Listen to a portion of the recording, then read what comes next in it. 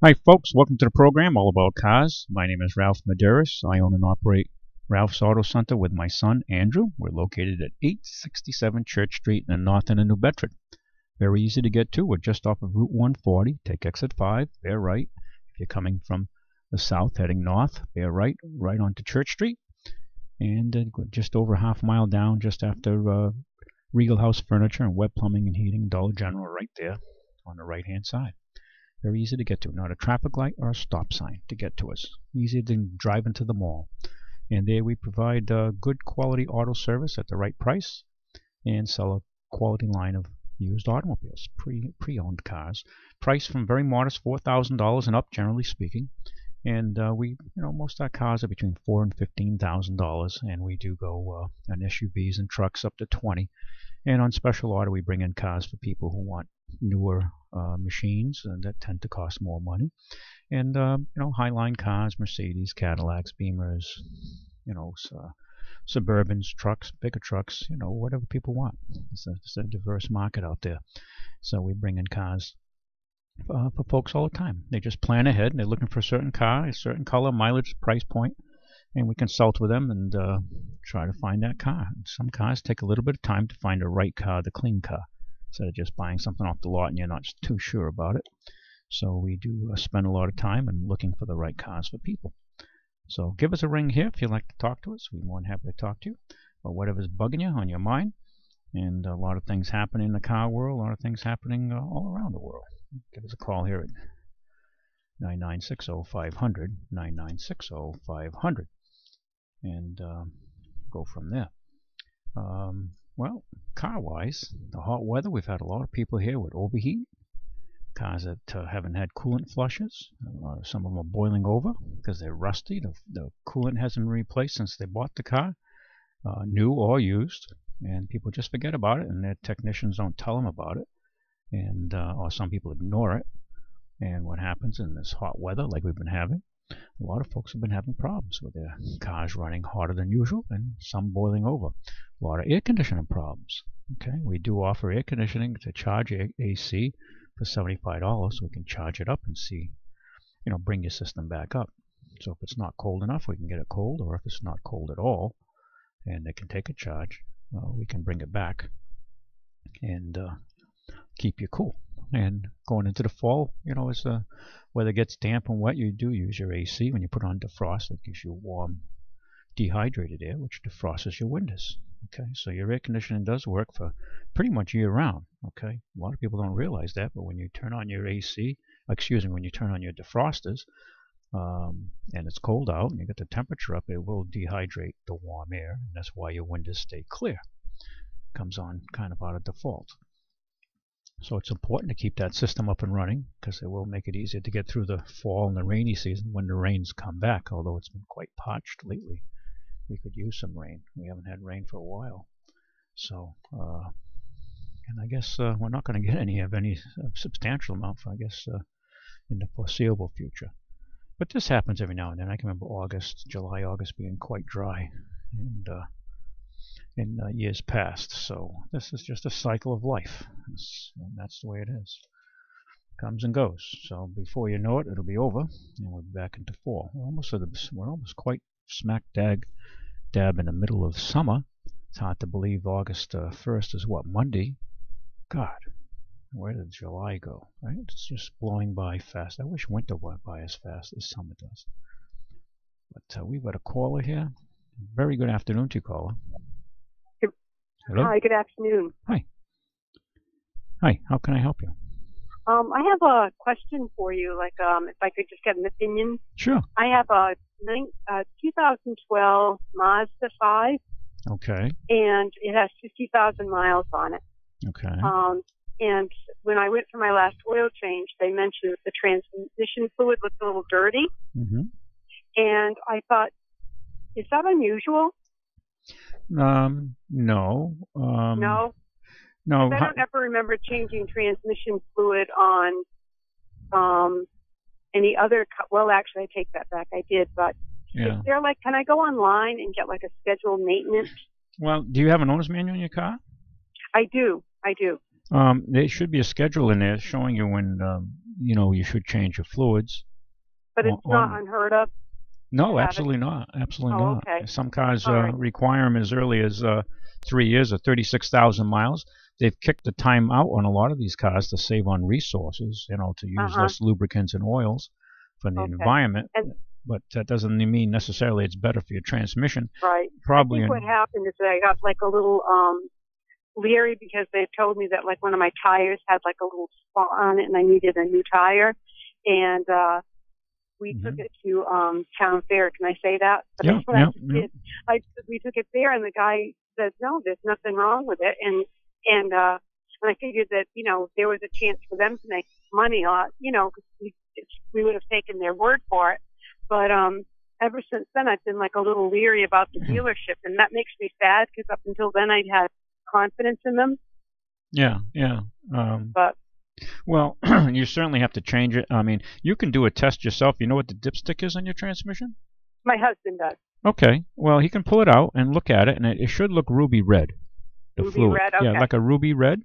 And if it looks blackish, a little darker, if you smell it and has a burnt stove smell, like a rancid smell, it's definitely time to replace and maybe really pay attention to it because it's probably, the Mazda 3 you're not towing, but somebody who gets on a car a lot, you'll see the oil degrade. Yeah, the Mazda 5. We do transmission flushes for less than $130. That's putting on a machine and using quality. We match the fluid, whatever it requires. We put the same spec back. And you're honest. Well, we try to walk the straight and narrow, but we do it. It would cost less than $130 to do a transmission flush, a complete flush on it. Now, is the transmission flush the same thing as draining it and adding new? It's a little more complete because we try to drain the torque converter, so you don't leave a couple 3 quarts back in there. So we try to flush it out completely. Some people just drain the base pan, and then on your car we'd have to look up. Sometimes you want to replace. It depends on the condition of the oil, but sometimes you replace the if it has one, the filter, transmission filter, which we look it up, to see what the requirements are to keep your car. Yeah, just to keep in good shape, Right. And that's the name of the game. Transmissions are something you really don't want to neglect. They're painfully expensive to fix and replace today, and transmissions generally have more problems. If you have more transmissions are more problematic today than the engines are. Okay, and more expensive on a case by case basis. So. And a lot of people neglect them, and even service facilities sometimes neglect to tow people. Yeah. Now, okay. But well, thank you very much for your opinion. Yeah. No, if you want to make an appointment with us, we can just give you an overall view and flush it out for you if you're ready. But yes, it should be changed most definitely. And so same with your coolant too, if it hasn't been done. And what? The coolant on the vehicle. The coolant. And there again, you'd follow the manufacturer's recommendation if you're planning on keeping your car. Right. And you rely on it, and it's it's got to take you through thick and thin. The money. The only other thing I was thinking of is since it's a 2012, and I've done all the required maintenance on it, but I was thinking my husband just got a 2015 a Mazda, and it's the one that has the hatchback. Yeah. It's a little bit wider than my car. It has the 3 seats in the back as opposed to mine, which has like two, and then a bench. Wait a minute now. You have a 3 though, right? Oh, well, you have two. I have a 5. Oh, you have a Mazda 5. All right, so you have the larger one. Okay. That's like the little wagon then. It's like a little SUV. It's like a little minivan. Yeah. And I got it because I had to transport my granddaughter, and it was just easier to have that seat divided in the back. Yeah. But now I realize that, my days of babysitting and she's growing up, that it would probably make more sense for me to have like the 3 seats in the back. Yeah. As opposed to just having like the 2, I don't know if you still call them bucket seats, but you know what I'm saying? It's like a little like walkway in the middle until you get to the back. And the back is very impractical, I think. No one wants to sit in the way back. Not unless you have have a lot of people to move at one time and there's no choice. Yeah. Right. Exactly. Yeah. And it keeps walking. Yeah, it does. You got that right. But generally, I think on the book on that could probably say I don't think it'd kick it out more than 60,000 miles. Some manufacturer like GM says up to 100,000, but I don't.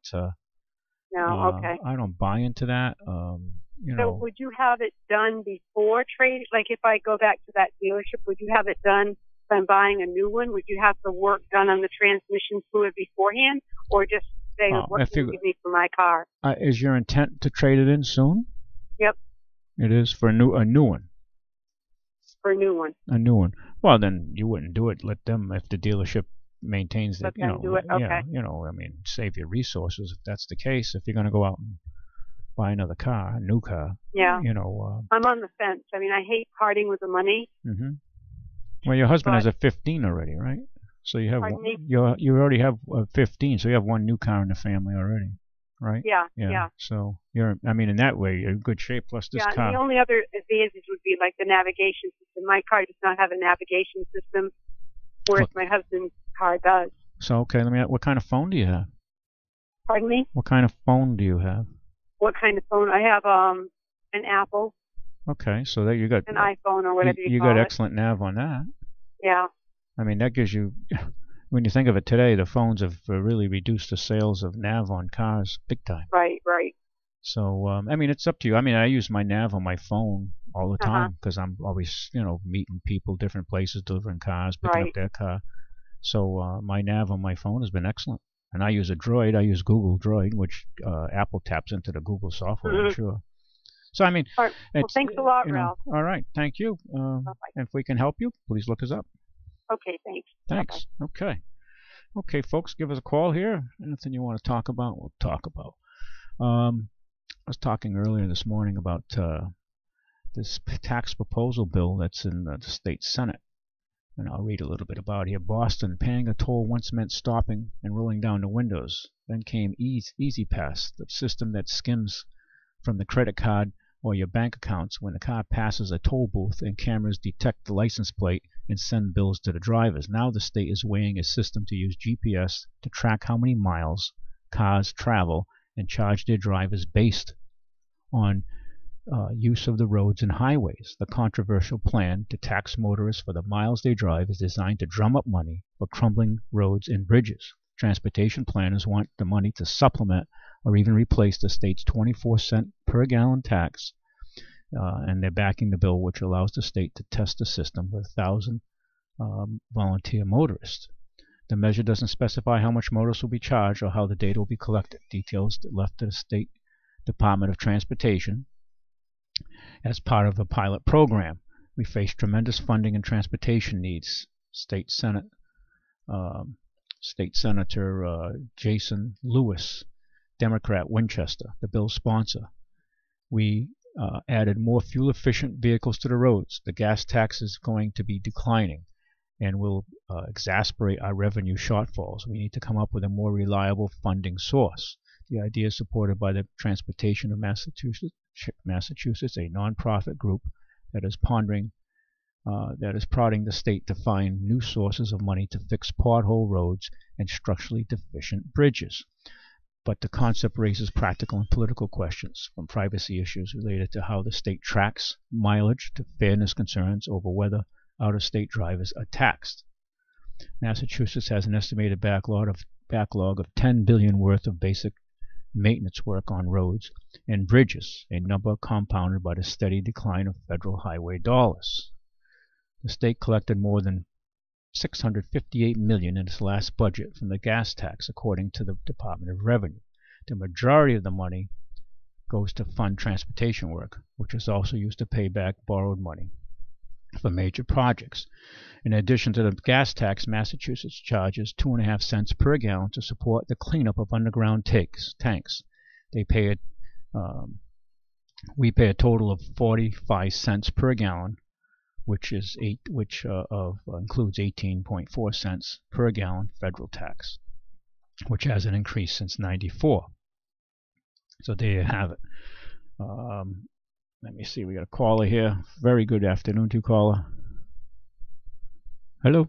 Hello. Hey, how are you? Yes. Listen, Ralph, I was looking at a 25 Kia, the last luxury car they made. Do you know can you remember what the name of that was?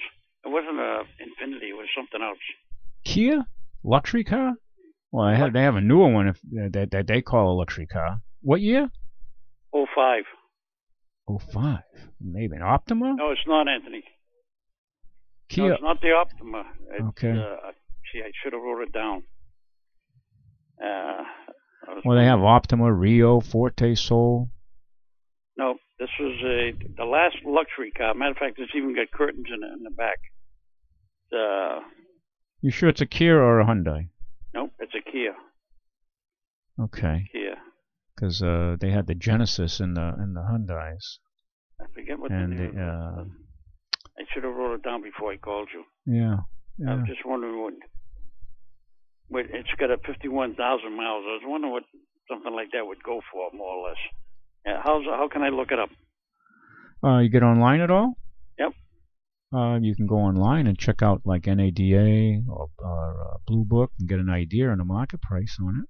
Yeah. I know they have the models now like Forte, Rio, Optima, and they make the Soul. Yeah, those are all the new ones. This is an 05.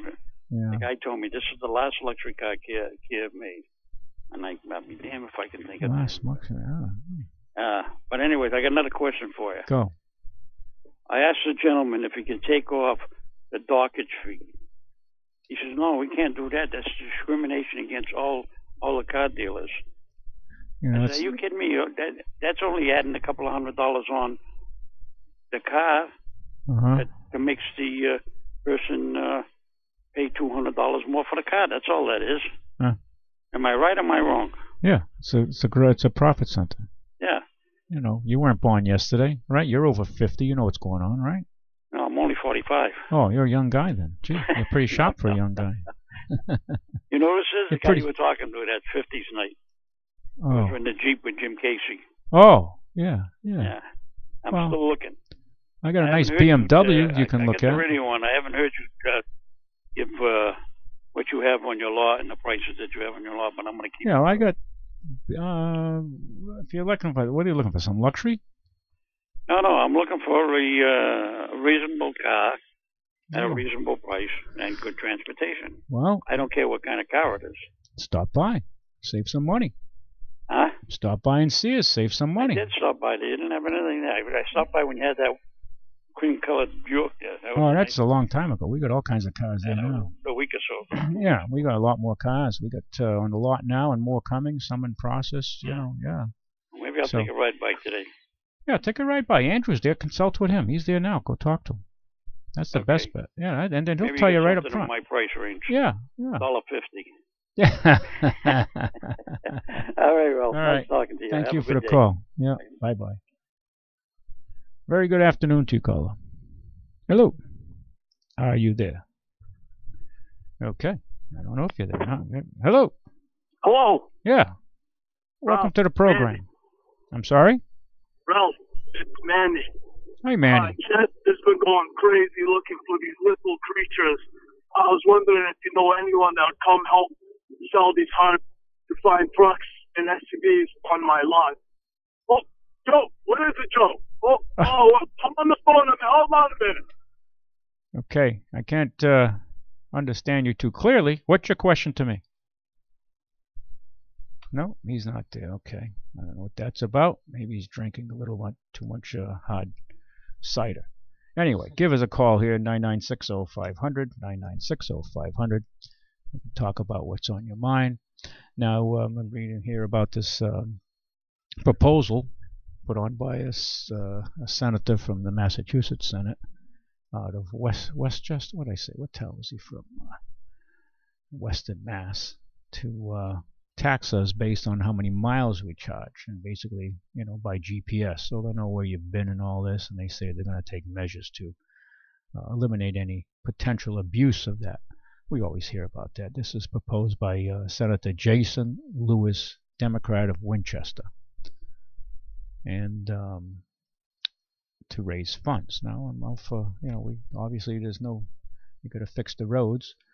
And they're talking billions here, but from my understanding, if I'm not mistaken, Massachusetts spends over $2 billion a year to support illegal aliens or undocumented You know, well, they're not necessarily all workers, but they're undocumented individuals. We could start right there with $2 billion worth to fix our roads by supporting the people who pay the taxes in this state.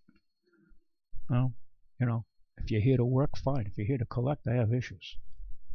And we're having too many people showing up in our country who are just here to collect. You know, they're here to more take than to contribute. And that's the problem. And I think that's the real problem that we seem to keep ignoring, especially in this state. Very good afternoon to you, caller. Ralphie. Billy. Yes, sir. Staying cool today? You got to turn that. You got to turn that radio down a little bit, though. Can you copy? I got you. All right. Yeah. All right. Good. I'm at AMC show. Oh, you are. Where are you? There? So you're way out there near Springfield? Yeah, up in Windsor, Connecticut. Oh, you're in Windsor. It's in Windsor this year. Yeah. Wow, you're way out there. Yeah. I head out to Windsor. I know. I forgot to come this year. I know exactly where you are. Mm-hmm. I'm in that part of the world quite a bit.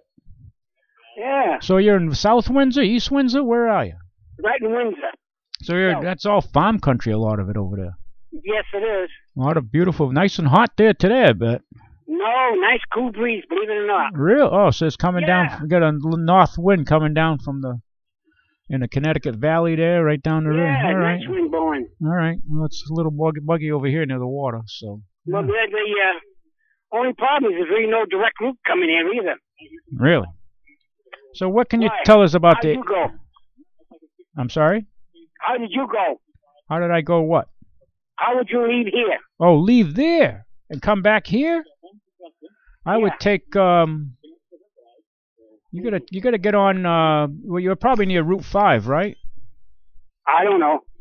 Well, you're not near well, you gotta get over to Route 84. Okay. And drive up 84 to 74. Yeah. And I take 74 to 44 101 and head back to Rhode Island, Providence. Yeah, right. 44. So, but you might have to, if you're in Windsor, you got to get over to, you got 94, which will take you north, and it takes you south. 94 takes you right up to White River Junction, Springfield, up that way. But I would get on to 84, heading east, I guess they call it. Yep. And get on 84 east, and then take Route 74. And 74 will put you on 101 44, and head back to Providence. Who are you there with, alone? Yeah, just me and Judy. So how'd you get out there? By the Pike? Mass Pike? No, I just took 44 all the way up. 40? So you took 44? Yeah. But that's a hell of a... That's a real... I take... Stop and go, stop and go. Well, yeah, but 44 101, right? Yeah. Yeah, that's the back way. Listen, there's a good case in history there. They stopped when they had all these tree huggers who stopped the extension of 195 from Providence to Hartford. So they never built the highway, so now we got to risk our lives taking all these secondary roads to get there.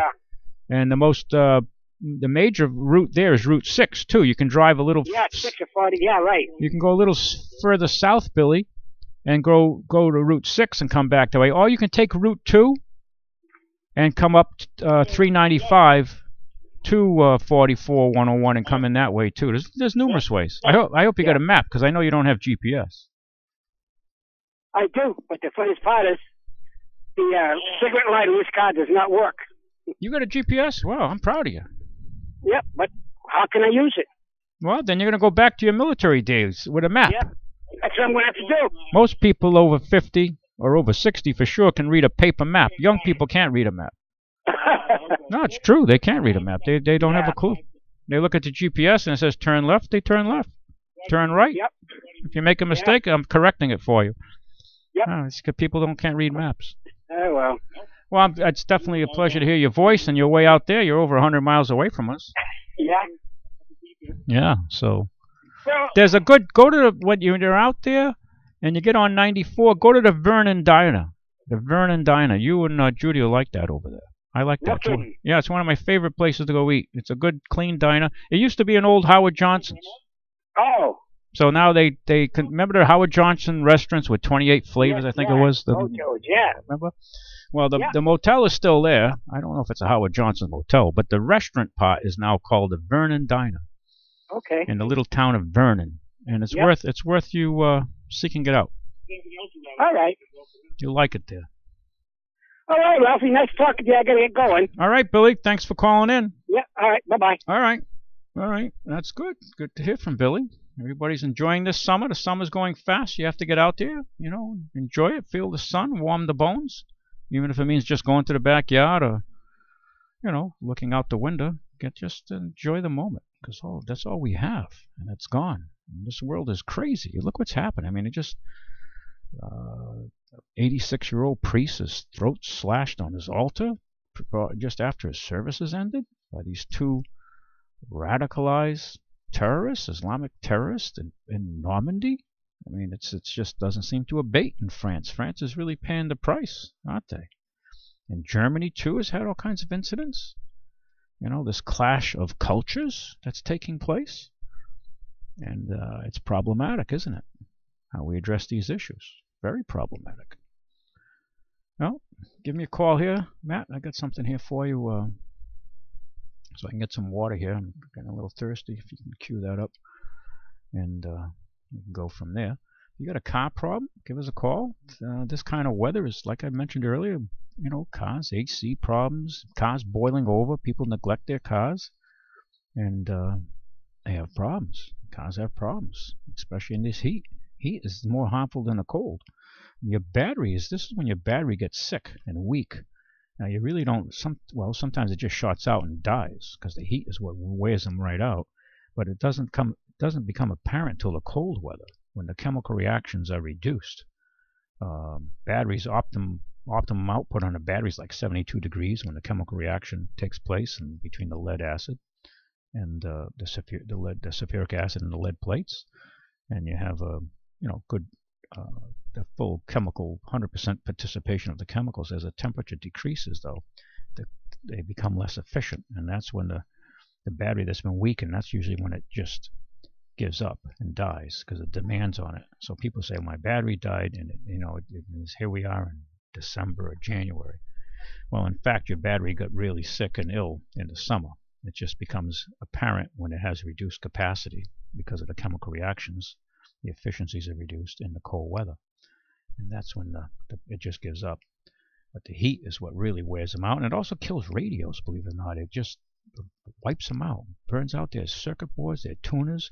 Radios just don't last under long-term hot weather. Like in the South, they have to replace a lot of radios because the circuitry just can't take it. And of course, today's radios and cars, they really, the quality's left them. They just, they may look nice to look at, but as far as their reception, they have beautiful lamps in the cars. They'll blow your eardrums out, and that's the name of the game. They play it loud. Younger people want to hear it loud. But as far as the reception goes, especially on AM, they're terrible.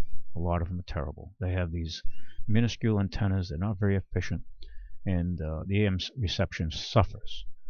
As a result, especially a lot of these antennas on these new cars are that little dimple you see on the roof, which also has your satellite and FM, and they're just not as efficient. Or they'll put the antenna in the glass, the rear glass or the side glass, depending on the make of the model. So they're doing away with the antenna because it's more work to put a hole in the fender and run the cable. So they're finding ways to reduce labor and materials. And the results are, and most people aren't aware of it until they buy the car a little bit and they drive it and they say, gee, my AM reception is terrible. Well, my FM reception isn't as good. I mean, it's usually FM has a little clearer signal and pretty much line of sight. And these are the things you run into. Okay? Now, if you're playing a CD, you're not affected. Satellite is different. You're on a whole different band altogether. You're in way high frequencies, going up, getting a signal off a satellite and amplifying it. And even that's a compressed signal. The music isn't that great on satellite, but other than the fact that you can get many more stations, a much more diverse format than just going terrestrial off the air. So these are the issues you run up against. But I was driving a 2014 vehicle, and I was really disappointed with the radio performance on it, especially on AM. the reception on the radio was, I would say, minimally adequate. Okay, it doesn't meet my standard, but for sure. And FM was okay. I wasn't overly impressed. It played loud, okay, but that's the way it is today. They impress you with loudness, but not with the sensitivity or the selectivity of the circuitry, because that's where the money is. Okay, and when you buy a radio. Speaking of which, if you have to upgrade your home radio, your tabletop or your little portable, we have a great selection of Crane radios, all sold below what you can buy them online for whether you go to Amazon or Crane Direct. These radios are considerably less money. They start at $63 for a little advanced transistor radio, if I want to call it that. It's a little bit bigger than a pack of box of Winstons. And it's a great little radio. Those of you out there that have it, I haven't had any complaints. And they make a nice little tabletop starting at $75, and that's delivered. And, it's much cheaper. Online they want $85 plus the shipping. And they make a shortwave, which they sell for $100. Will run you about $165 by the time it's delivered to your door. I'm out of that model right now, but they go for $110. I sell them for substantially discounted. And their flagship radio, their top of the line Crane radio, which is a nice radio. I love mine. That goes about $185 delivered. We sell them for $150, so it's a big discount. And there's no radio basically under, I would say, no radio under $250 that comes close to that I'm aware of. In reception, sensitivity, quality of voice, especially AM and FM too. It's very receptive radio, and it has weather and 2-meter amateur on there too, so it's good for emergency use as well. That's their top of the line flagship. Plus, I have this new little Skywave they call. It sells for about, I think, $90, $89, $90, and it's AM, FM, shortwave, weather, and aircraft as well. And it's the size of a small paperback. That's a neat little radio. Sells for just under $100. Very advanced, very nice radio. It's their newest model out, and it's packed with all kinds of features. If you're looking for something that does it all for a sharp price, that's it. But they're all quality radios. They all come with a 1-year warranty, and Crane is very good about taking care of them. So if you're looking to upgrade, because radios wear out, and if you're comparing it to the stuff in Walmart or Target, forget it. That's junk. What you buy for $20, $25, $35, it doesn't hold a candle to that $63 radio. It's like, comparing, a Model A Ford to a modern Porsche. Okay, it's just the circuitry, the technology is much different. Okay, we got a caller here. Very good afternoon to you, caller. Hello, Ralph. Hi. It's Doug. How are you? Hey, Doug. I've been thinking about you. I'm wondering how you're doing. I meant to call you, so I thank you for calling me, and forgive me for not calling you. But yeah, glad to have you back home safe from Munich. And geez, yeah, it was up to see tragic things going on. Yeah, in the world. Crazy, isn't it? Yeah. Well, I thought I'd call you with something a little more uplifting for a nice summer day. Oh, very good. This season I've found that program, America's Got Talent. Okay. On NBC. Uh-huh. And I am blown away by the young girls who are participating in the contest. Mm-hmm. They have, a couple of 14-year-olds and 16-year-old girl who just have angelic voices. Uh-huh. Just incredible. And one of them in particular actually sings a little opera. Wow. And some of the older stuff that you play. Mm-hmm. So I figured I'd let you know, like, you can go on YouTube and check it out. And I figured your audience as well must like that type of music and, appreciate a real artist. So they do some retro singing as well, huh? Yeah, they do a little of everything. And oh my God. It's really uplifting to see, with all the problems out there, that there are some youth in America that are just like really accomplishing some great things. I agree 100% with you. I feel the same way when you see young people who've got it and who are growing. And I see that when Jerry Morrissey comes here from New Bedford Vocational School with his theater group. Mm-hmm. And I meet always love those programs. These young people here. I'm blown away with the young people I meet from his theater group, and their skills, their talent. They're aware, they're bright, and they're really, really fantastic young people. You know, they're going to do well in the world, and we need more people like that. Yes. You know, that's the key. And then, and I guess it comes down to, for the most part, good mentoring at home and good mentoring in the schools.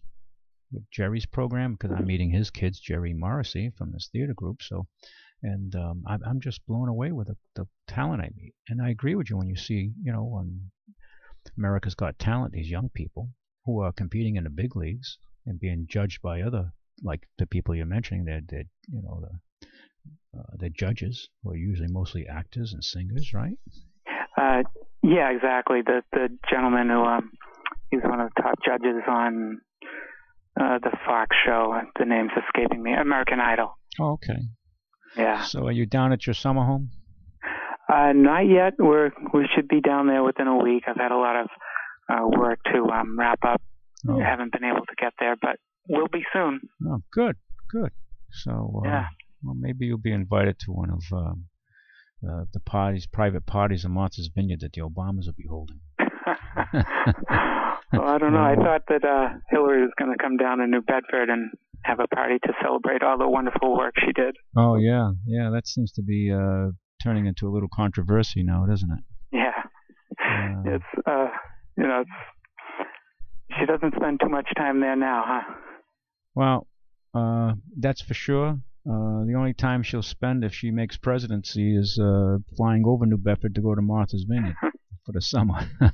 And I've often said that when the Clintons were there and the Obamas, they never took a little boat ride over to New Bedford and see the masses and enjoy some New Bedford cuisine, a bowl of kale soup and a stuffed quahog, you know, you know, leave the island. So, and you know, but I think we're slipping into negativity here. It's easy to do, isn't it? But seeing as we have. Yeah, we're being a little sarcastic. But, I figured I'd tell you that when you were over in Moscow and Germany, that Janet Yellen gave a speech and talked about how the American economy was near full employment. Really? And, you know, where the percentage of people working is like at a 45-year low. That's right. So, you know, and she's supposed to be the smartest economist in the country. So they're just out of touch. I think and they just, there's not much incentive for frankly, a lot of people can't find work, meaningful work in their trade. Those that have it. Although I would have to say this, most people that I know that are, let's say, auto mechanics, electricians, plumbers, people would, you know, the trades. Yeah. If they want to work, they can work. If they have the right habits to show up on time and do their job and at a level that's acceptable. Unfortunately, we have a lot of people out there who just lack the personal skills necessary to work with other colleagues in the job, you know? Yeah, I know when we were younger, there was always, you know, shop class and stuff like that. And I don't think that's around in the schools anymore. Well, no, it isn't. Not in the junior highs anyway. And I think other than a trade school, you're right. Used to have some. I remember in the junior highs, you'd have, you know, like you said, electrical, carpentry. So you got associated with a little bit of the tools and the trade. You had an appreciation. Right, you understood a little bit more. And with today's computers, so many kids are, you know, behind a tablet or a screen. And they're not outside playing baseball, running around. You know, they just there's less physical. And it shows. I mean, look at the young people today. So many are overweight. Not just the older people, the younger people too. It's out of control. Yeah, it is funny how the kids nowadays, like my kids with all the electronics, they come over and fix everything for me now because I don't have a clue how those things work. But you know, we would take the carburetors off of our vehicles, and That's right. You know, I think they'd be challenged to do something like that. So it is funny how things progress over the generations. Yeah. Well, the electronics, I mean, a lot of them get Although I find with interest that, and I haven't read deeply into this, but like Steve Jobs and his kids and Bill Gates, they don't let their kids have iPads or computers until they're quite a bit older, or they restrict the access to it. They want them to be more analog savvy, I guess, reading books, touching real books, than just getting. That's right. I heard that too. Yeah. That's interesting. Yeah, it is interesting, isn't it? I have a friend of mine who restricted his children's use of TV significantly, and it certainly didn't do them any harm because they're all doing exceptionally well in school now. And they're all in. One's going to be a chemical engineer, and the other's going to probably be a doctor or a PA. Wow. And so they're bright kids. They've done well. So I guess you have to be careful. I mean, if you're going to get sucked into what Hollywood's putting out there, you're going to really put your brain in neutral. Right, exactly. You just got to find, there is good stuff on TV, you just have to search for it. Yes, and when you have 500 channels, it's like a handful of channels that you can, but isn't it interesting how, when you look at, and I'm going to get a little political here with you, that the left will come out and they want to tax McDonald's junk food and a quart of soda, which I'm not an advocate of, drinking a quart of soda, or a liter with your meal. That's crazy. But yet, when it comes to restricting some of this craziness you see on the Hollywood puts out, this absolute junk food for your brain, nothing said. Yep, I agree 100%. Nothing's done. Usually nothing's you're said. being very perceptive. Yeah, but you got to follow the money. I thought watching the Democratic convention, I thought I was watching the Oscars. I mean, they had more actresses and actors there, and it was more like a Hollywood show. I heard earlier that you are a Woody Allen fan. Yes, which is great. I am as well. Woody Allen, as a matter of fact, and I'm glad you brought that up. Woody Allen has his newest movie called Calf Society. Woody Allen's Calf Society. It's playing at least around here. I don't know about your way. It's playing at the Jane Pickens Theater in Newport. Okay. And it's going to be there until August 4th. So I've always enjoyed his movies, especially like Midnight in Paris. I have not seen that yet, but I was just speaking with my wife saying we have to watch that one of these nights, so tonight might be the night. Well, Google up the soundtrack. Go to YouTube. Sidney pull the Bechet.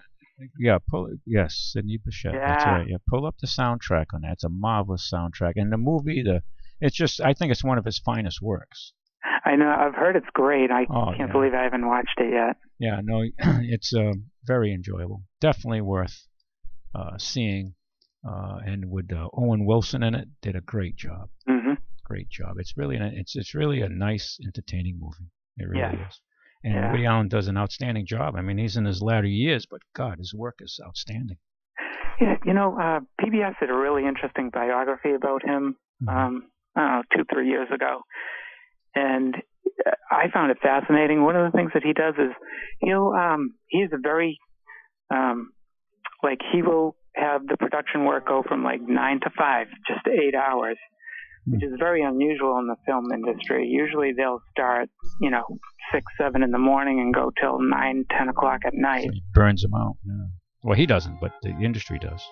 Yeah, but apparently Woody likes to do it at a comfortable pace, which... Yeah, well, it comes with his great, he's a lot older and wiser, let's put it that way. Yeah, exactly. I've got to let you go. We got the news coming up. Thank you for calling, Doug. We'll be talking. Okay, you bet, Ralph. Great, thanks. Thank you for the calling. great shows. I appreciate you calling. Thank you.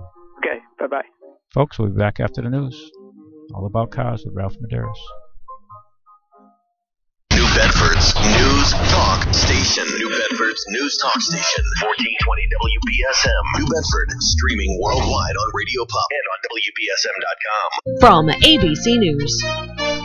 I'm Daria Albinger. An early morning balloon ride ends in tragedy, and now more than a dozen people in Central Texas are dead. It happened just before 8 in the morning near the town of Lockhart, south of Austin. Witnesses say the basket hanging below a large hot air balloon was in flames as it crashed into a pasture.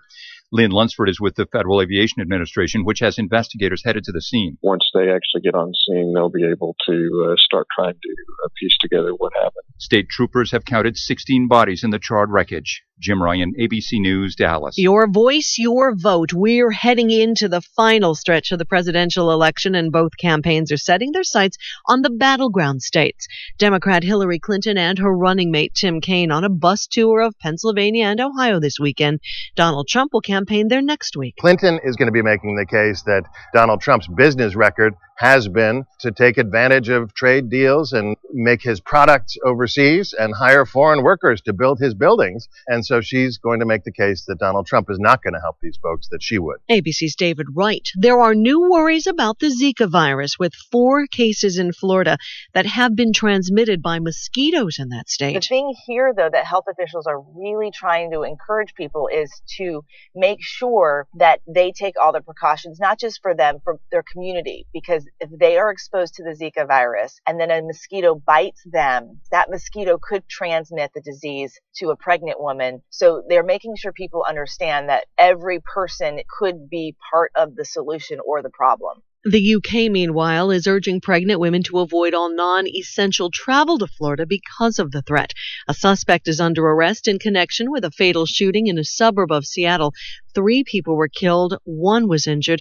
Police say there were about 15 to 20 people in the home, and all are being interviewed by police. You're listening to ABC News. Hi, this is Lori Grenier. You've seen me on Shark Tank. Throughout my career, I've developed hundreds of innovative products that make people's lives easier. That's what Cabbage does for small business owners. They've developed a simple and flexible way for business owners to access a line of credit of up to $100,000. Apply online or from your phone. You will get a decision in minutes and can start using your funds immediately. Cabbage has provided over $2 billion to 80,000 small businesses like yours. To get started, visit Cabbage.com or call 888-CABBAGE. Make Cabbage your first resort for business funding. ADT presents What to Consider When Considering Home Security. An ADT sign is more than a sign. It's a line in the sand. On one side, your family. On the other, an uncertain world. For over 140 years, more people have chosen ADT to help prevent crime than anyone else. Get ADT starting at just $28.99 a month. Tested, trusted, proven ADT. With 36-month contract for licensing and terms and conditions, visit ADT.com. New worries about another computer breach in the Democratic Party, and now the feds are getting involved. The FBI is broadening its investigation into the DNC hack to include another Democratic group, the House Democratic Campaign Committee. The CIA director is vowing to find out who is behind these hacks, saying that interference in the U.S. election process is a very, very serious matter, and one that this government will treat with great seriousness. ABC's Mary Bruce. 2 Chicago police officers placed on 30 days administrative leave following a fatal shooting. The shooting occurred during a stolen vehicle investigation Thursday evening. Officers stopped a stolen Jaguar convertible in the city's South Shore neighborhood when the driver sped away, sideswiping 2 vehicles, including a squad car. That's when 2 officers opened fire, striking 18-year-old Paul O'Neill, who later died at a hospital. Chicago activist Lamond Record is a friend of O'Neill, says he's tired of the violence. It's a heartbreak to see African Americans get gunned down by each other already, and to see the police to so claim protect the sir to kill us as well. It's like it's time to abolish the bad police officers. Investigators are collecting dash cam and body camera footage. Todd Ant, ABC News. There was a dual-purpose protest in Dallas last night. It was against police violence toward African Americans, as well as the ambush killings of 5 officers. It was led by Dominique Alexander, an ordained Baptist preacher and convicted felon whose uncle died in a police-involved shooting.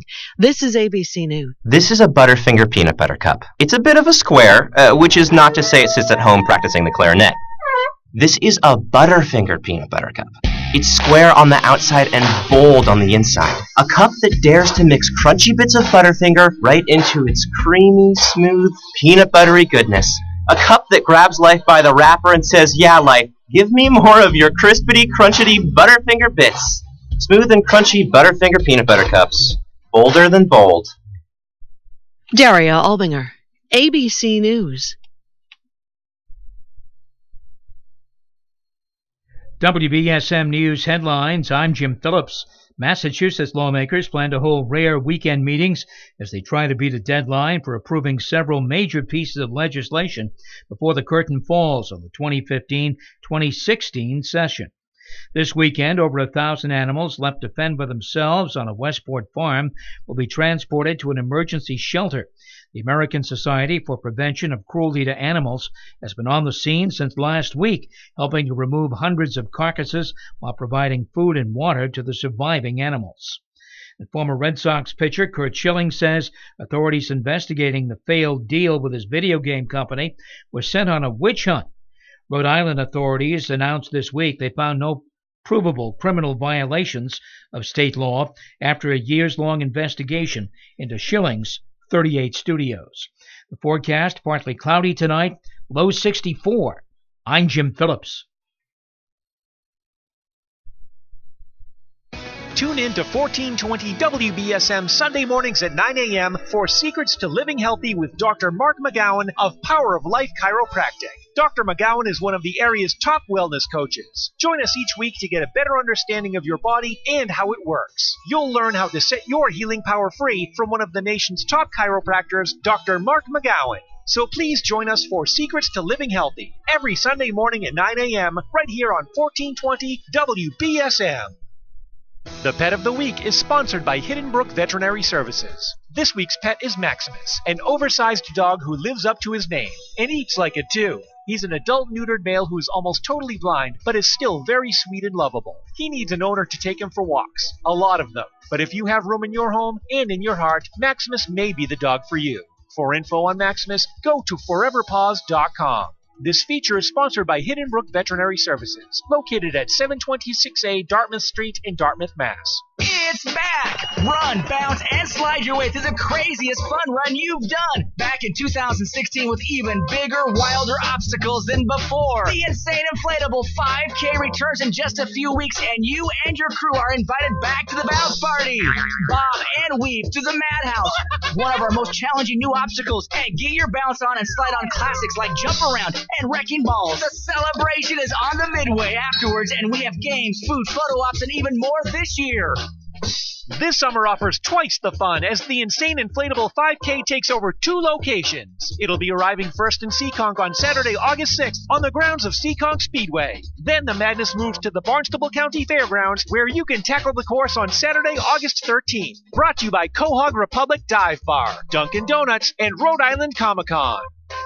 Check out all the new inflatables and register today at InsaneInflatable5K.com. See you on the course.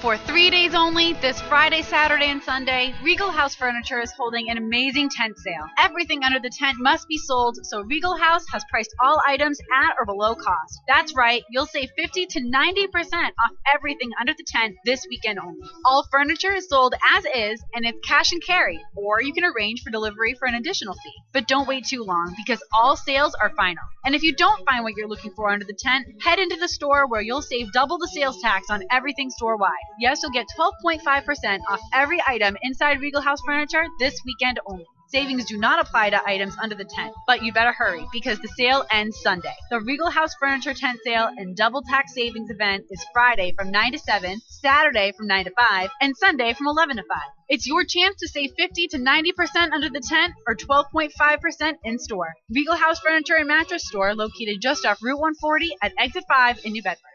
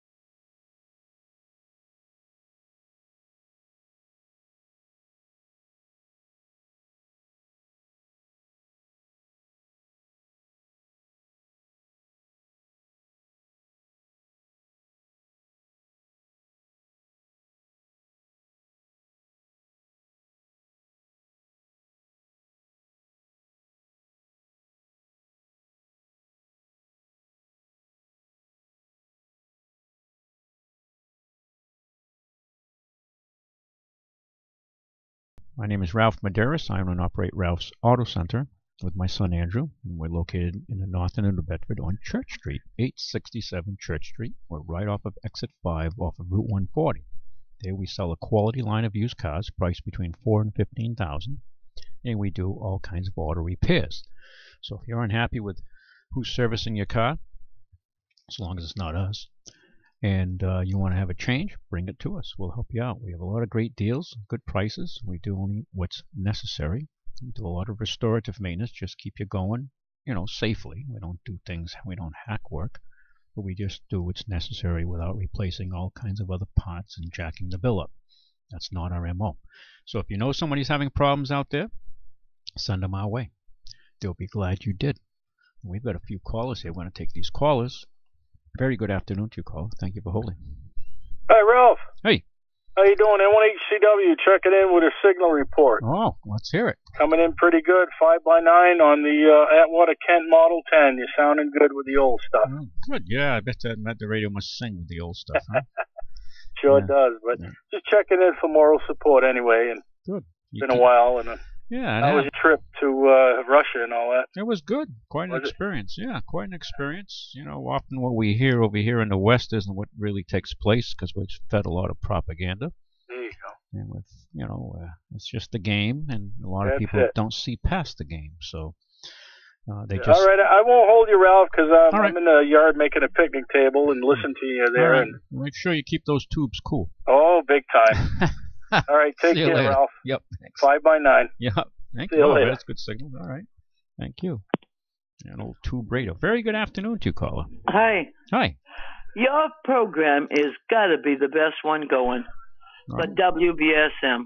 Well, I thank you for I that. listen to a lot of them, but you bring a fresh air into the program. Honest to God, with those songs, they're beautiful. Well, I'm glad you And enjoyed it. I can't understand why they would put Howie Carr, I don't even know his name, Yeah. Howie Carr on in comparison to someone like you. Well, thank you. You have a good heart and you have a good program. Well, And I will buy a car off you someday because of that. Thank you. I'm very humbled. I mean that Have a good sincerely. day. Thank you so much. I just wanted to tell you, keep playing that beautiful music. Well, thank you very much. Okay, bye-bye. Wow. I don't know if I can walk out the room now.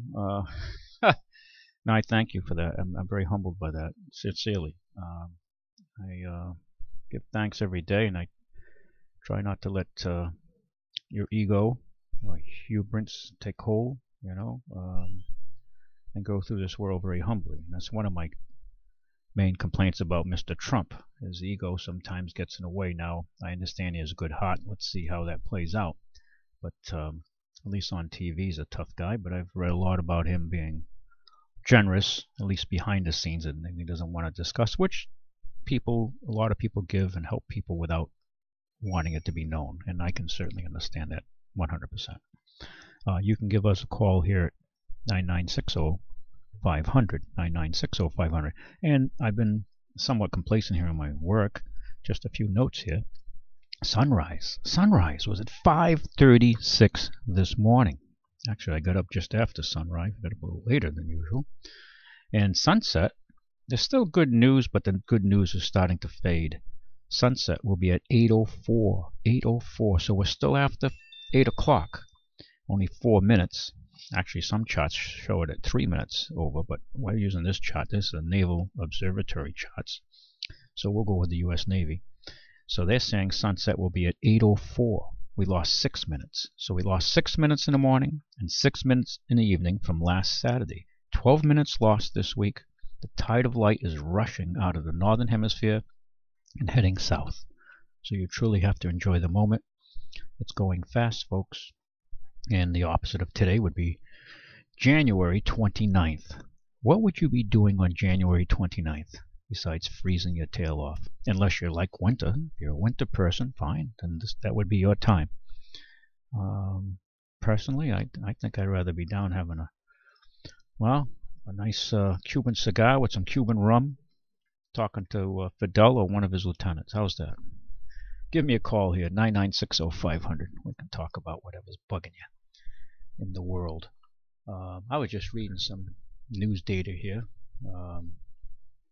Oh, by the way, we feed this program as live stream on our YouTube channel, right, Matt? Maybe you can tell folks a little about that, because you're the wizard in front of the curtain here. So I don't know if not behind the curtain. I don't know if a wizard is the right word, but yeah, you can go on YouTube and search for All About Cars, Ralph's All About Cars on YouTube, and find our live YouTube stream. Right. Or you can go to our Facebook page, Ralph's All About Cars, and I post the YouTube stream there as well, so Yeah. you can see Ralph live in person. Yeah, we're high tech here. Yeah. You know, we do calls. We've done call-ins from China. We've done call-ins from Moscow.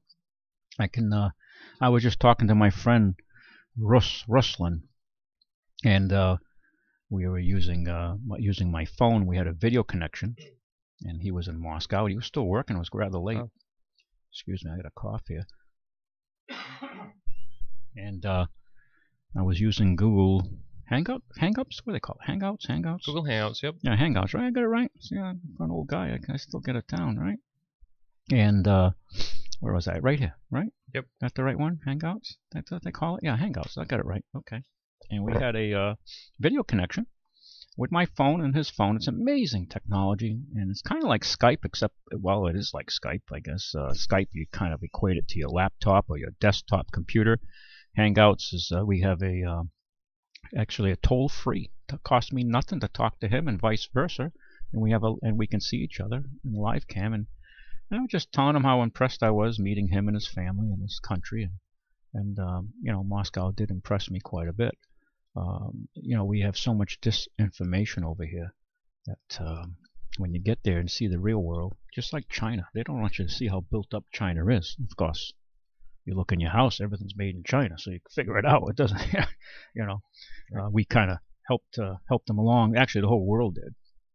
Well, I mean, I think, like me personally, growing up in the 80s and the early 90s with, it's kind of the end of the Cold War.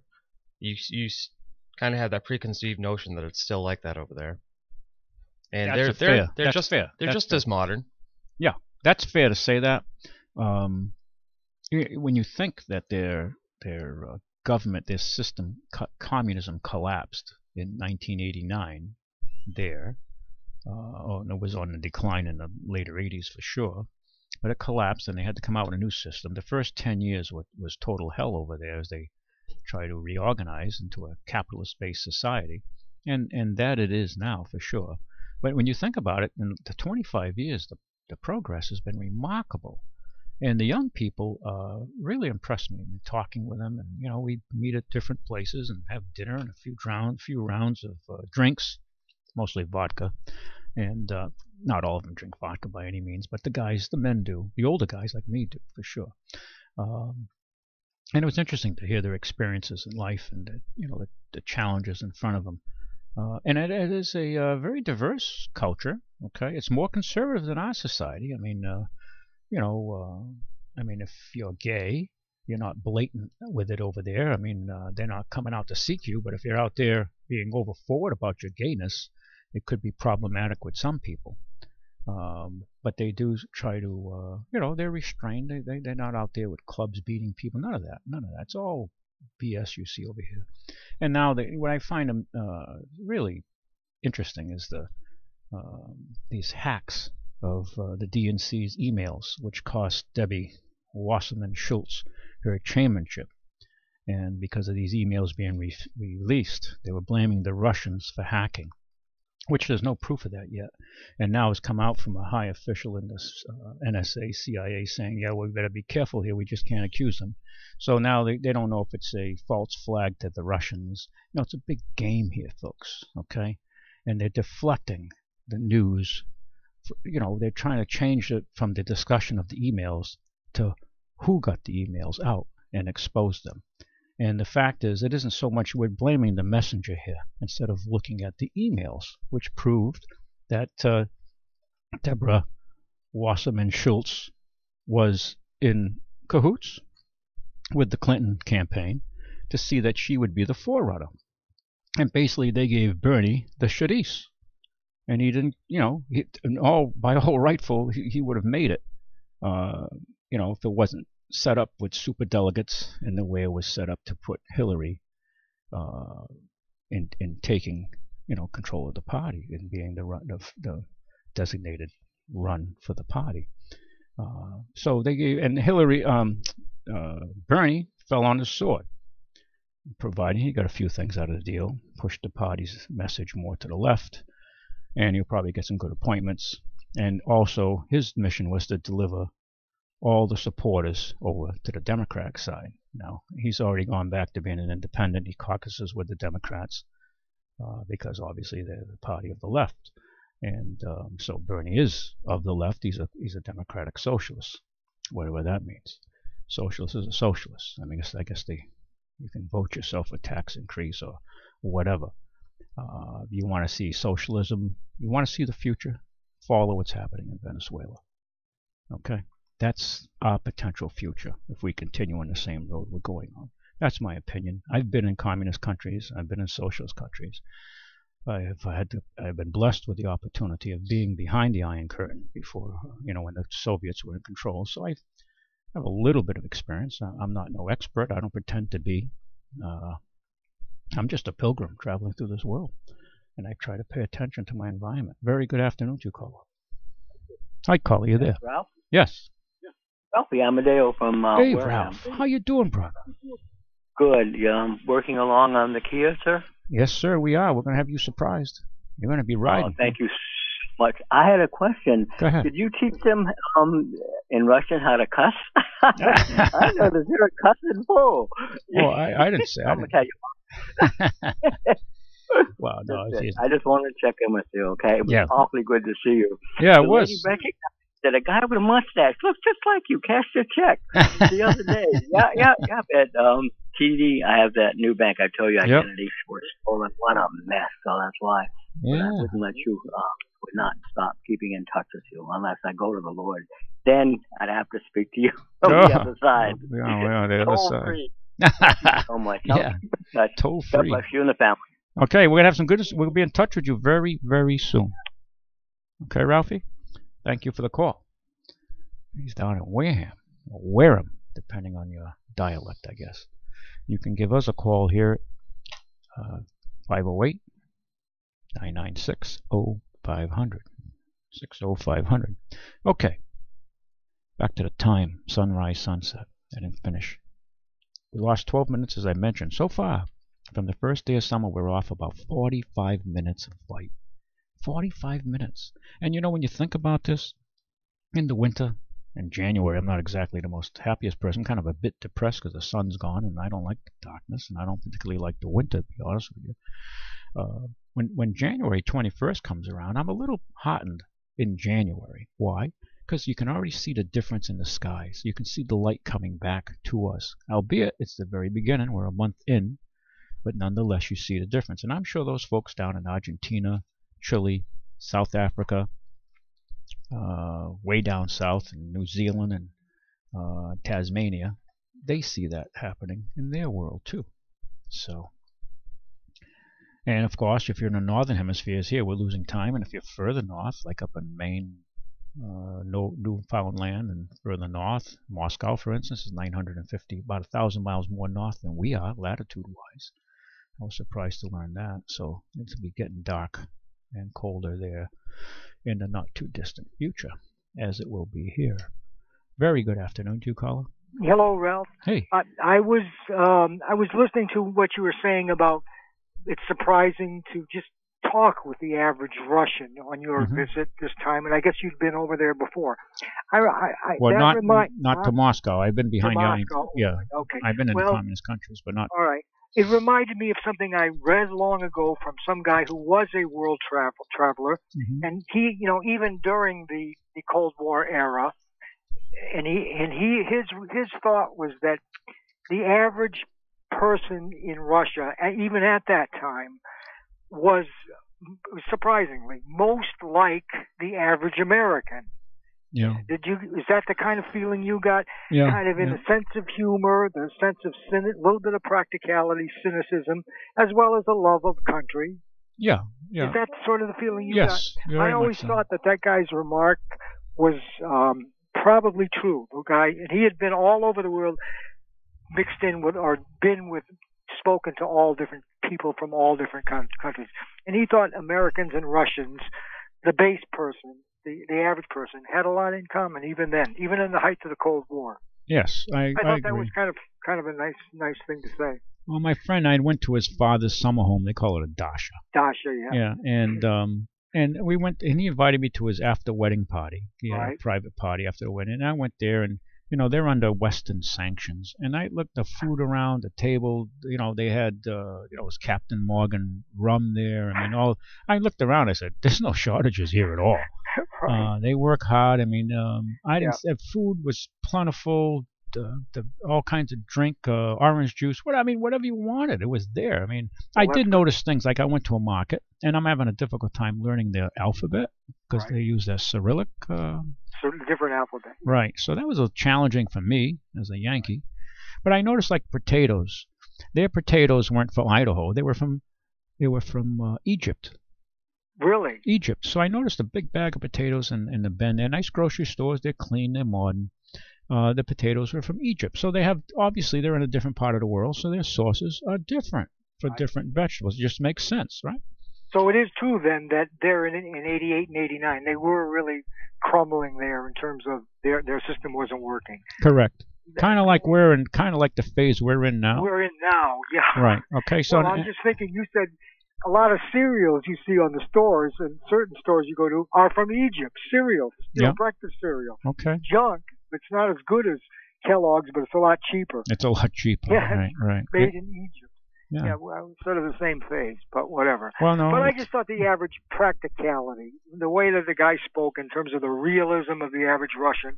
I mean, he wasn't talking about the higher ups. No, I dealt with Khrushchev or the Brezhnevs or those guys. He was talking about the average right. guy. Well, I would say like Russ, the fellow I'm friendly with, I would say he's probably would be considered maybe upper middle class. Yeah. Because he has a car and he has a business. His father has a business, and right. So I mean, and I met another young lady that I don't know if you heard the program when I interviewed Natasha and Dmitry. I heard. I think I heard some of it. I certainly heard you talking about it. Yeah, and I talked and I said, "What does your father do?" And he's involved in investments in the stock market there, and she works in banking. She's out of college recently. They're young people. I mean, they're in their 20s. Good for them. And I asked, "What's your mother do?" And she writes software for helicopters. I mean, and I go, "Okay, wow. Software for helicopters." I'll talk about a unique. So I was, I met a lot of interesting people, and it's over here in the West we get a lot of misinformation. Now, is the world perfect? Does the Russian government do everything perfectly? No. Right. Does our government do everything perfectly? Not at all. Not at all. I mean, I'm not an advocate for another war, and we've been encroaching on their part of the world more and more with NATO, and we're really starting to really piss them off. And and Putin is no dummy. I think he's no dummy. He's outfoxed Obama in many different issues. No, he's no dummy. That's for sure. And Secretary of State Clinton, as well as our current Kerry, Secretary of State. And I don't know. It's people do not want to have a war. I was kind of taken aback when I met these young girls who helped me get out of the subway and back to my hotel. Yeah, I remember you talking about that. And she said to me, well, how come Americans don't like Russians? And I was kind of floored by that statement. Yeah. And I explained to her, I said, well, frankly, I think Americans are probably ambivalent towards Russia, the average American. Right. And would have probably a hard time picking it out on a map. I think it has more to do with the governments. Yeah. So I mean, it's I know one thing: we can't afford more wars and sending our young men and women. And I think it's time we do more cooperating, and then filling the pockets of these multinational military companies that profit from this. And I look at such a lot that goes on beyond this knowledge of the average Joe, like me, you, and everybody. But it behooves such a lot us. that goes on in terms of, like you say. But it behooves us, as you and I, even though we're small in the food chain, so to speak, right? To be aware of it. To be aware of it, and we call them to task. So we know you're lying to us, USOBs. We know better. Shame on you. Shame on you. It never hurts to know something. Right. I mean, you look what goes on. Look what's taken place. We've spent $2 trillion and counting in Afghanistan, and yet we still have opiates, heroin, flooding here, flooding Russia. and it's we'll never cheaper. Stop that. That's surprising. I know I learned, and I guess for the first time, that's really the world supply of opium. But we spent all that money there, and we spent. There's never going to be anybody that's going to stop that. Well, our programs and money, the hundreds of millions, millions, just in dealing with that one issue there, hundreds of millions, because we spent $4 trillion, or $2 trillion, excuse me. Iraq was another $2 trillion. Yep. And we have nothing to show for it. So it makes you wonder: are they really trying to stent the flow? I mean, Agent Orange. You think of the amount of Agent Orange we poured on North and South Vietnam. North and South Vietnam, South right? Vietnam too. We totally contaminated. We wanted to see the Ho Chi Minh Trail, so we defoliated miles and miles of forest to see the Ho Chi Minh Trail. And then, of course, we contaminated and affected their people with a lot of chemical problems and cancers, and we also did our own troops. I know a friend of mine who's got serious issues because of Agent Orange. And now you can still buy Agent Orange. It's still being made. It's called Roundup. That's Agent Orange Light, made by the same company. Buy it at Kmart. Yeah, so the same company's still making it. So, and they're profiting. So, you really have to take, a look back sometimes. It's not funny, mate. It ain't funny. Anyway, also I was going to remark, because when Billy called in, well, I was thinking he's out at Windsor. That's right near Windsor Locks, which is where the Hartford Springfield Airport is. Exactly. You're right on the money. Locks. Right off 94. Right off of 91. Excuse me, 91. I stand to be corrected. Yeah. I remember that's a good airport. I remember when I was in school at UMass, during a semester I had to go to a funeral elsewhere in the country, and I said, hell, I'm going to do this, even though I didn't have any money. But I didn't need much money. All I had to do is get a flight, and there aren't too many flights out of Bradley, but I got a flight and was able to drive down and park my little car for $2 a day. Wow. In a safe enclosed parking place. $2, that's what I was. Gone for 3 days. I paid $6 for parking. What a place, because that was a while ago. But good airport. I was also going to ask, maybe I might have been on the phone with Billy. Isn't there, or maybe isn't something called Egypt, Connecticut nearby there? EGYPT. Is there a little town? Because there is a used car. Not a used car. There is a salvage yard that I've seen, and I've talked to them on their toll-free number, and they seem to have a lot of parts. I'm always looking for parts for old cars. Something in Egypt, Connecticut, up there along the northern border of Connecticut. It's on the Connecticut side, Egypt, Connecticut. Have you heard of some? There's it begins in an E, just north of Windsor. North of Windsor. Yeah, well, it's not. But I don't think it's Egypt. They call it. Begins in an E. Taxing my memory here. I went there. I was at a John Deere. I was going to ask you if you knew something about if you could recall that, whether it's worth going up there, because they seem to have a lot of stuff when you talk to them. What are you looking for? Well, I'm not looking for anything now. I was looking for something for my old. If you need something, I can just look it up for you. I know. No charge. Well, I can tell you. I scan parts all over the country, all over the world. I know. I can do that too. But sometimes you like to talk to them. And, I give it a number, call them. But I know all the dealers, and we send parts. Yeah. Well, I don't need anything now. But I remember one time I was looking, and I was wondering at the time whether it was worth taking a trip up there, which I probably wouldn't have minded. Just to take a look at the place and talk to the guys. Are you still? The part. I don't need it now because I don't have that car anymore. Oh, you got rid of the Honda? No. This was the one before the Honda, the 88 Tercel. That was at 340. That wasn't the engine. That was the. I always have to say this. It wasn't even the engine. It was the left front. What do you call it? Control. Control arm or not control. Yeah. Rack and pinion. No, not the rack and pinion. The control arm. You don't call it control arm. What do they call it? The little axe. It's a little axle arm. Okay. You know, the thing that comes down with the ball joint on one end. Yeah, it's lower A-frame. It socks into the underside of the car. It's like a lower A-frame. Yeah, the underside of the car was so rusted there'd be no point in trying to get another. It didn't go in. It wasn't angle iron that it went into, that it screwed into. It screwed into just the body, and the body was so rusted. It was rotted right so there. You could not even. You could put it this way. I could put the car just to keep the engine off level, put it in neutral, and move the wheel. Just move my hand and move the wheel, roll the wheel, and it would roll in a semicircular way. That's because the axle arm it was only one point on the axle arm that was holding. It would just go on that radius. That's not a safe situation. No, I was just going to say to you. Not a safe situation. It was time to get rid of the car. Yeah, lucky you didn't get hurt. But I was looking for something like that. How's your little Honda running? Good? It's still running good. I got banged up. Banged up? It's already... You hit everything but the lottery with that car. This car, it's agony in terms of fixing it and in terms of driving it. Oh, you breaks your back. I'm like about 6 feet, and it just breaks your back. So what do you do this out of love? Or you like to suffer? Or I like the mileage. The best mileage, and I checked it out on a trip to Boston where I didn't have any stop and go.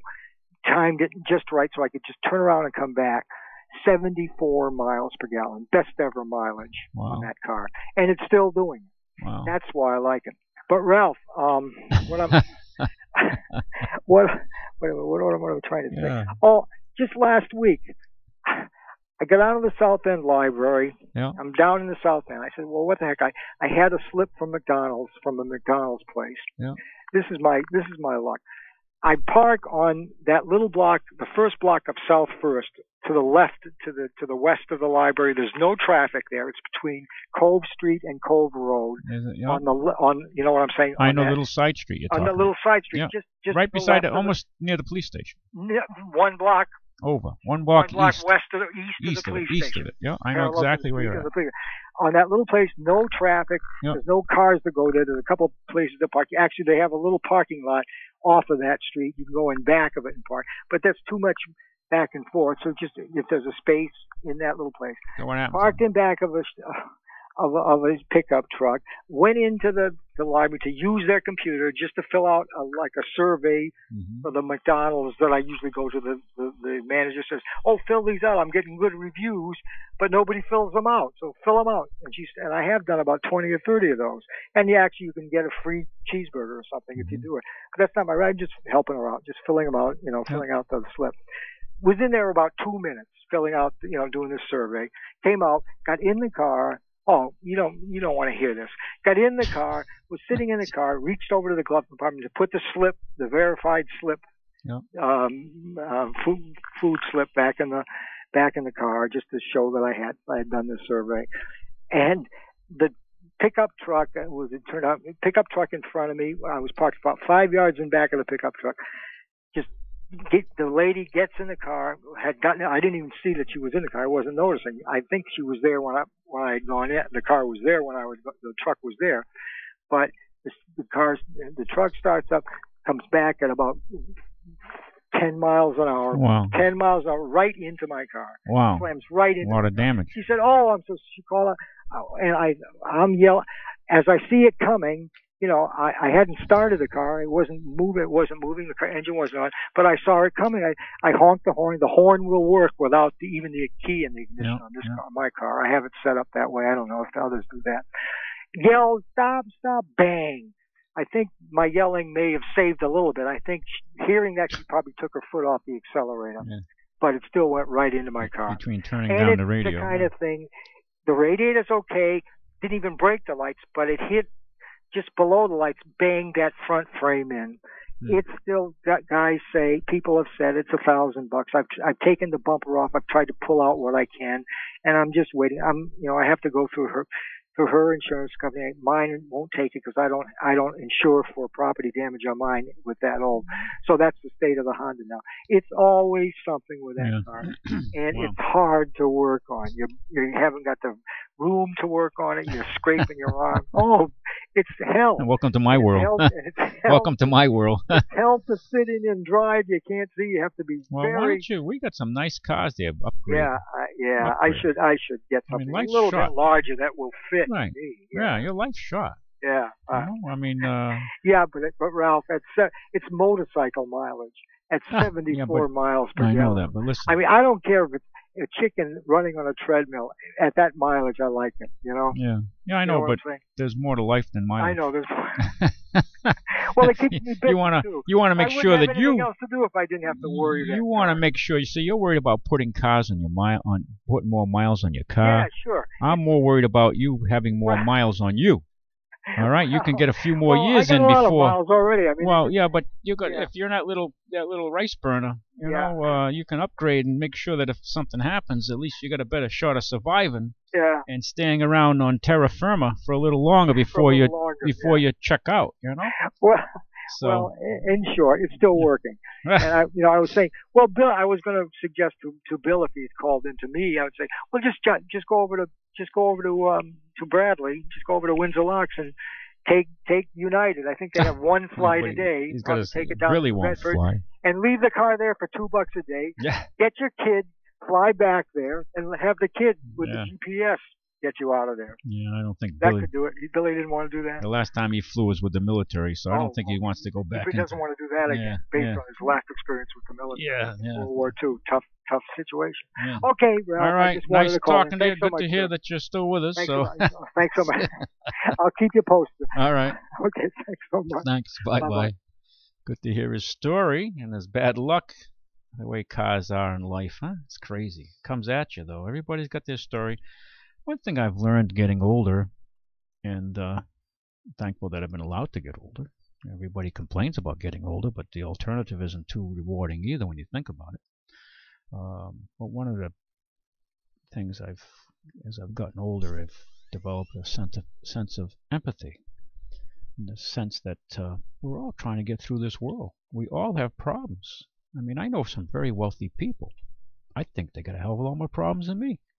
And I just count my blessings. I meet some people and they've got money to burn and they're so unhappy and they're dealing with all these issues, and it's just so money's not the answer. I mean, money can buy you some comfort for sure, and but if you put it to work in the right way and help people, it can be rewarding as well. It's not just made to be put in the bank and feel comfortable about, because as soon as quick as you put in the bank, come a point when you don't have access to it either.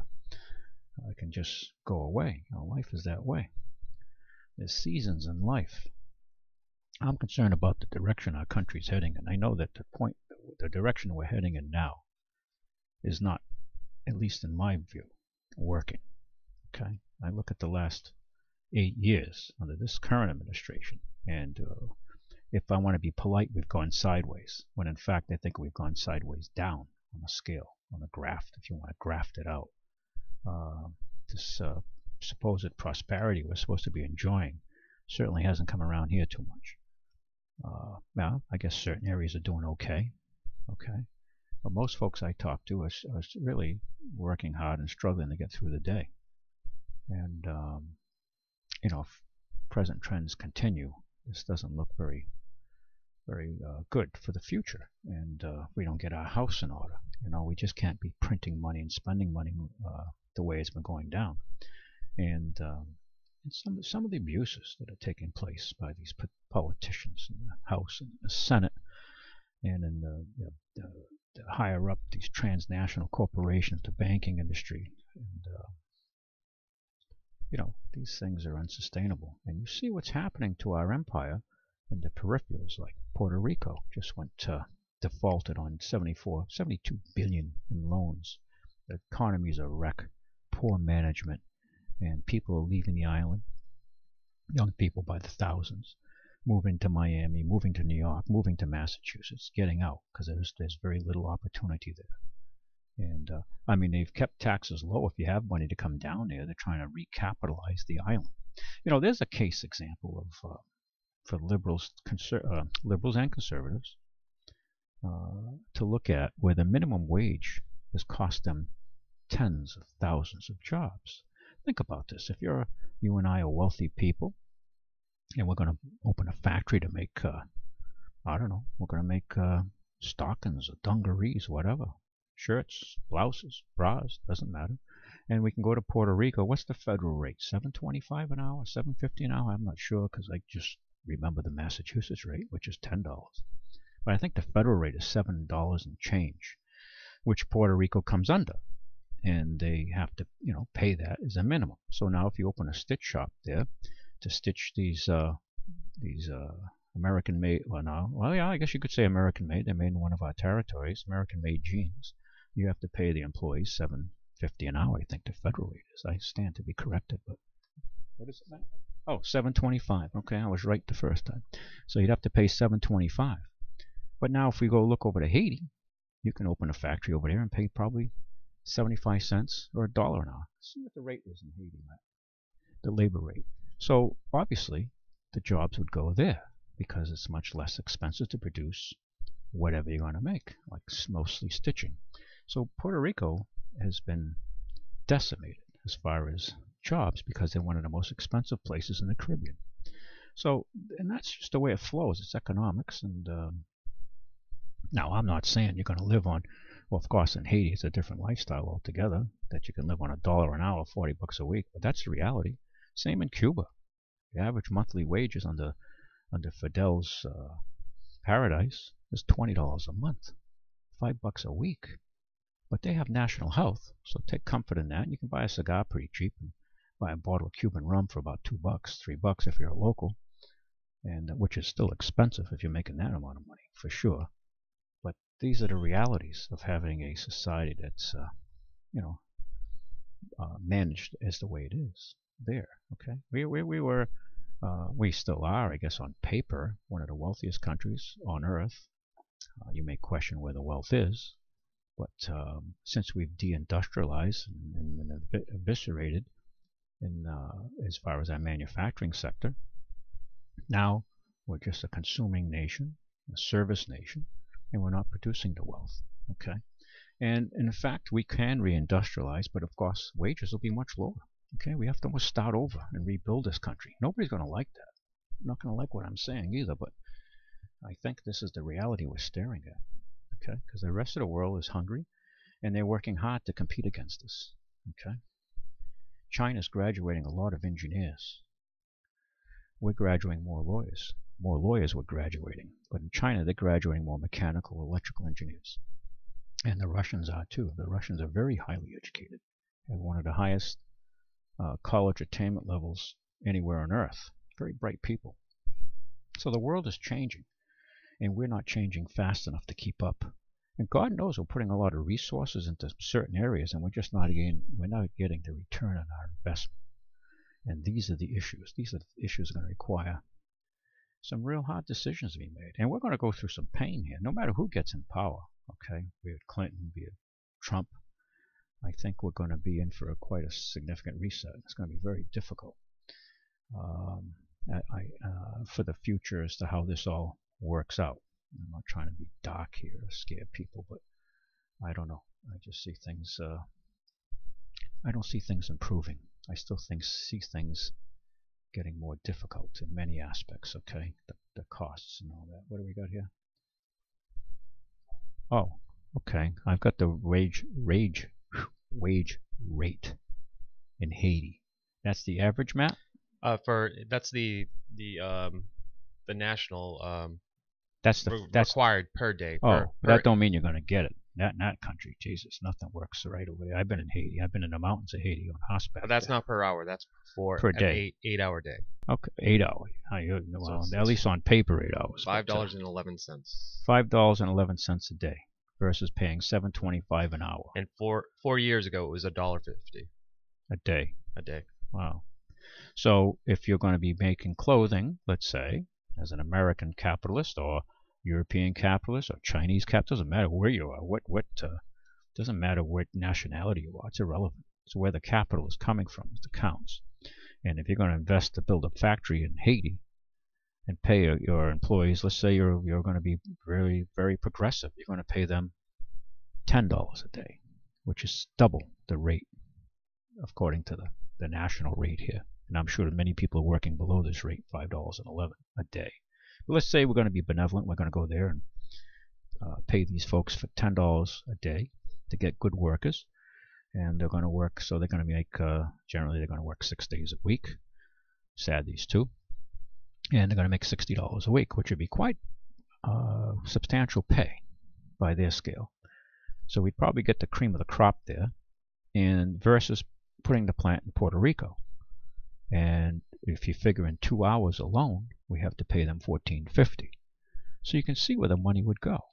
And this is the realities we have to deal with. It's competition. And we have to compete. And I'm not advocating to pay us down to $10 or $5 a day by any means. But we have to be productive, and we're becoming less productive in our society. Very good afternoon to you, caller. Are you with us? Good afternoon. Hey, welcome aboard. Yeah. Am I on? You're on in living color. Yeah. I think the only chance this country has if we get Donald Trump elected.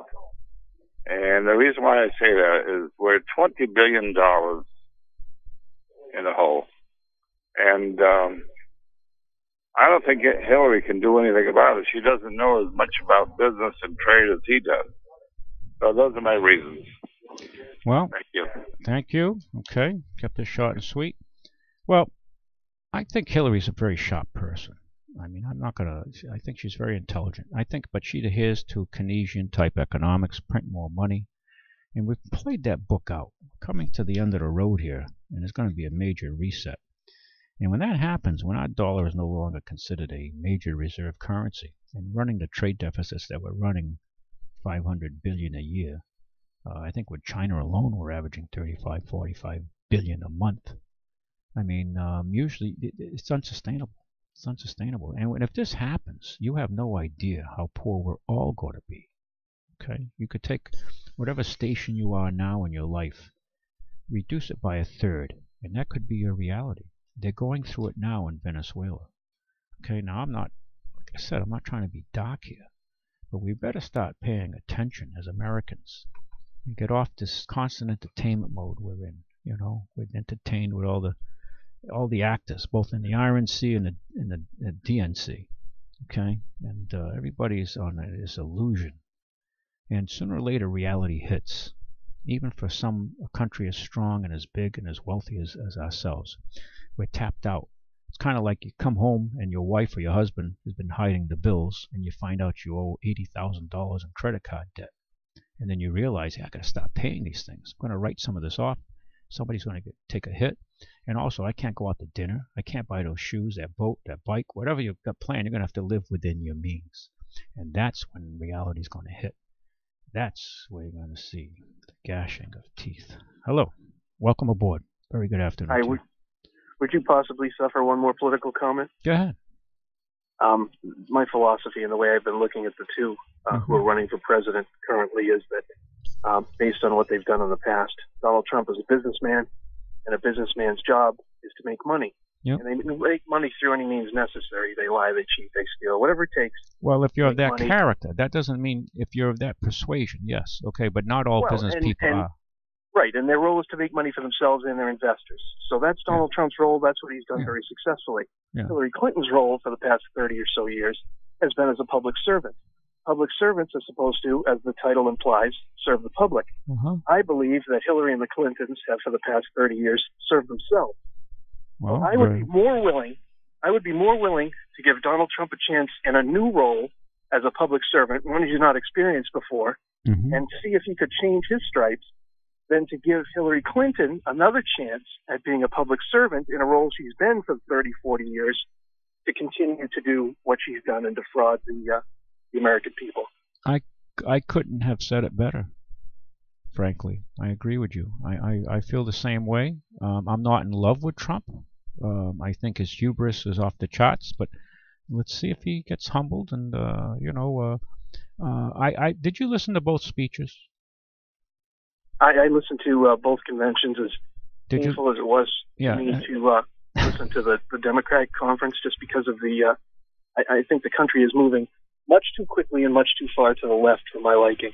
Amen. I agree. We're losing our foundation.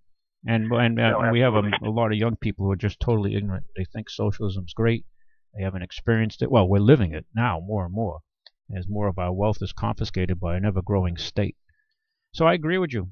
Thank you. I appreciate your time. Thanks for taking my call. Thank you for the conversation. Well, okay, we got one more call. We're running out of time here. Caller, come in. Hello. You're on. Are you with us? Hello. Hello. Yep. Okay. Your turn. You got a minute. Oh, boy. Geez, that came quick. Now, I was just going to agree with the last caller, except for he's going to do whatever he can, lie, cheat, and steal to be in business, because I know you don't do that in business, and neither do I. No, well, we're held accountable. Well, but some people do, Larry. Yeah, they do. And the banks and all that have been lying to us and cheating, a lot of them. Not all of them. There's some people of moral character out there, although they seem to be precious few as of late. Yeah. But there are people. I think there's definitely more corruption on the politician side than anything these days. Well, like I said, they've been swilling at the trough for a long time. I personally believe it's time to flush the toilet and have all new faces come in there and start over. And I think we're in for some. I think listen. No matter what happens, we're in for some significant changes. Okay, whether they're positive or more on the positive side or the negative side, the time will tell. But I think no matter who gets in, we're in for a rough patch. We really are. Well, there's no easy way out of our solution, and I think we're deluding ourselves. If Trump gets in, I think you'll see. Even though we've got some work to do, I think you'll see a positive feeling in the business community. Well, okay? a lot of the I think we're at the seams ready to bust loose, Ralph.